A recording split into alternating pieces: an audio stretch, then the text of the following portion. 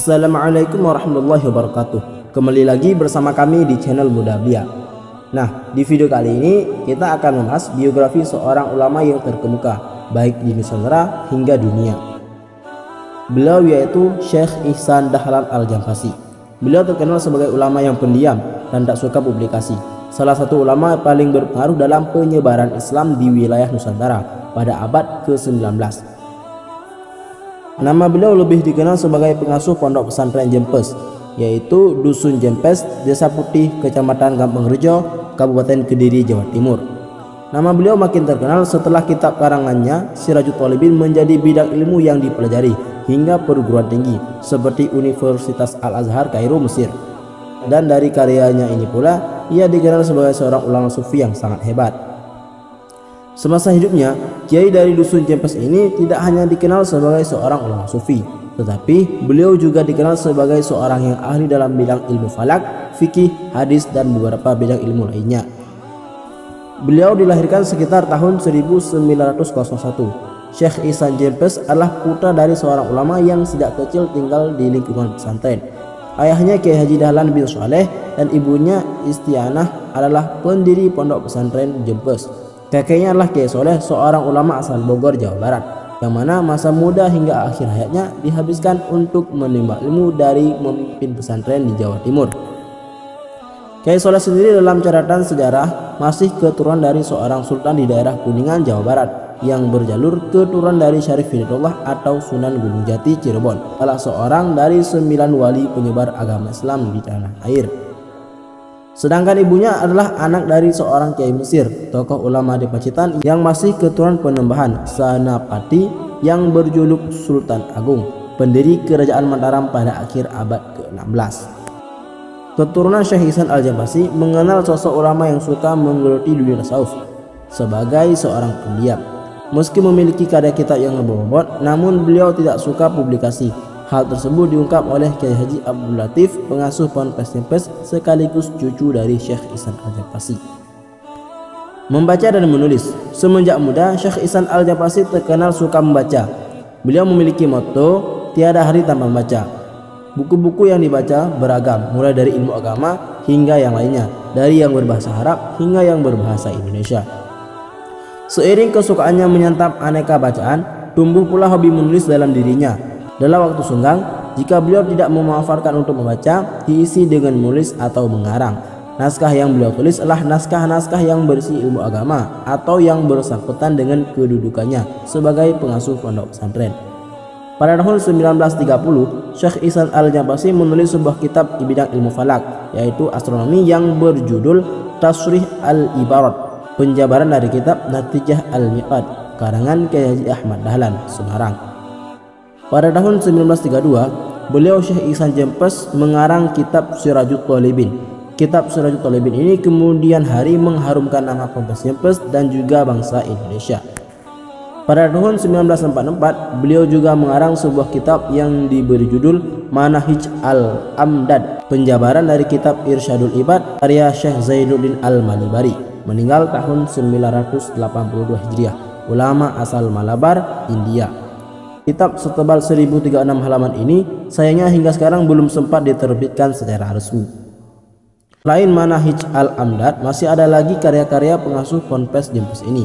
Di antaranya adalah kitab Irsyad Al-Ikhwan fi Syurbati Al-Qahwah wad Dukhon, sebuah kitab yang khusus membicarakan minuman kopi dan merokok dari segi hukum Islam. Selain membahas kopi dan rokok, dalam kitab ini juga membahas kaitannya dengan pengalaman hidupnya saat masih remaja. Dikisahkan, suatu muda Syekh Ihsan Jempes terkenal bandel. Orang memanggilnya Bakri. Kegemarannya waktu itulah menonton wayang sambil ditemani segelas kopi dan rokok. Kebiasaannya ini membuat khawatir pihak keluarga karena Bakri akan terlibat permainan judi. Kekhawatiran ini ternyata terbukti. Bakri sangat gemar bermain judi, bahkan terkenal sangat hebat. Sudah dinasihati berkali-kali, Bakri tak juga mau menghentikan kebiasaan buruknya. Hingga suatu hari ayahnya mengajak beliau berziarah ke makam seorang ulama yang bernama Kiai Haji Yahuda, yang juga masih ada hubungan kerabat dengan ayahnya. Di makam tersebut ayahnya berdoa dan mohon kepada Allah agar putranya diberikan hidayah dan insaf. Jika dirinya masih saja melakukan perbuatan judi tersebut, lebih baik ia diberi umur pendek agar tidak membawa mudarat bagi umat dan masyarakat. Selepas berziarah itu, suatu malam Syekh Ihsan bermimpi didatangi seorang yang berwujud seperti kakeknya sedang membawa sebuah batu besar dan siap dilemparkan ke kepalanya. Beliau berkata, "Hai cucuku, kalau engkau tidak menghentikan kebiasaan burukmu yang suka berjudi, aku akan lemparkan batu besar ini ke kepalamu," kata sang kakek. Ia bertanya dalam hati, "Apa hubungannya kakek denganku? Mau berhenti atau terus, itu bukan urusan kakek," timpal Syekh Ihsan. Tiba-tiba sang kakek tersebut melempar batu besar tersebut ke kepala Syekh Ihsan hingga kepalanya pecah. Ia langsung terbangun dan mengucapkan istighfar, "Ya Allah, apa yang sedang terjadi? Ya Allah, ampunilah dosaku." Maka sejak saat itu Syekh Ihsan menghentikan kebiasaannya bermain judi dan mulai gemar menimba ilmu dari satu pesantren ke pesantren yang lainnya yang ada di Pulau Jawa, mengambil berkah dan restu dari para ulama Jawa seperti Kiai Soleh Darat Semarang, Kiai Haji Hasyim Asy'ari Jombang, dan Kiai Haji Muhammad Khalil Bangkalan Madura. Kemudian di antara kitab-kitab karya yang paling populer dan mampu mengangkat nama beliau hingga ke mancanegara adalah Sirajul Talibin. Bahkan Raja Faruk yang sedang berkuasa di Mesir pada tahun 1934 silam pernah mengirim utusan ke dusun Jempes hanya untuk menyampaikan keinginannya agar Syekh Ihsan Al-Jambasi bersedia diperbantukan mengajar di Universitas Al-Azhar Kairo, Mesir. Namun beliau menolak dengan halus permintaan Raja Faruk yang lewat utusannya itu, dengan alasan ingin mengabdikan hidupnya kepada warga pedesaan di tanah air melalui pendidikan Islam.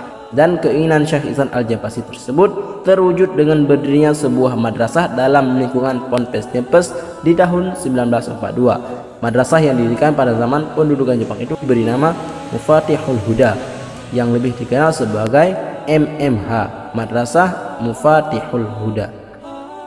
Kitab Sirajul Talibin disusun pada tahun 1933 dan diterbitkan pertama kali pada tahun 1936 oleh penerbit dan percetakan Amban Haniyah milik Salim bersaudara, yaitu Syekh Salim bin Sa'ad dan saudaranya Ahmad.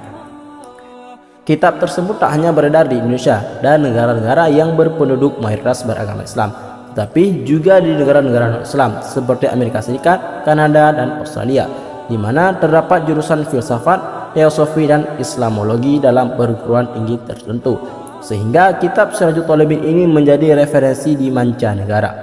Tidak hanya itu, kitab ini juga mendapat pujian luas dari kalangan ulama di Timur Tengah. Karena itu tak mengherankan jika kitab ini dijadikan buku wajib untuk kajian pasca sarjana Universitas Al-Azhar Kairo, Mesir.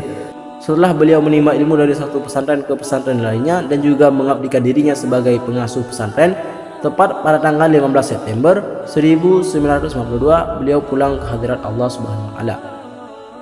Cuma itu biografi singkat beliau. Assalamualaikum warahmatullahi wabarakatuh.